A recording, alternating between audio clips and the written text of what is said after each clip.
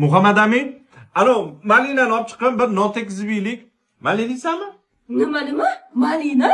Malina non tekizib yeydigan narsa emas. Uni bir shamollaganda, gripp bo'lganda, isitmalaganda uni choyga qo'shib ichiladigan narsa.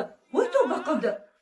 Endi shuni yeyishimiz uchun gripp bo'lish kerakmi? Men uni kasal bo'lganda ichiladi deb yopganman. O'zi bir dona qolgan. Muhammad Amin. Ha, dada.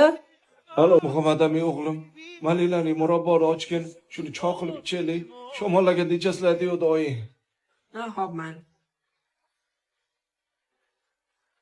Shu nimada? Ha? Yo'q, bergan.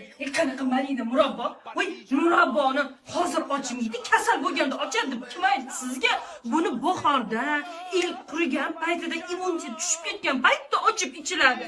Voy, hozir tomog'ingizga shirin zarar-u. Undan ko'ra limon choy qilib iching. O'zi mana qurib boryapman. Ichsam bir piyola choy ichaman, xolos shu malinani. Yo'q, malina murabbo. O'lganda ichamiz shekilli shu malinani murabbo. Bo'pti. Ay, nima bo'ldi? Sindirib qo'ydim. Qo'limdan tushib ketdi. Sindirdingmi?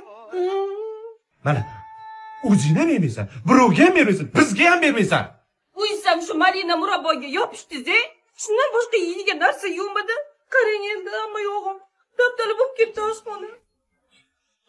Mana endi huzurini axlat chirak ko'radigan bo'ldi o'sha malinaning murabboni. Xotinlar, o'zi nima uchun yopasizlar shu murabboni?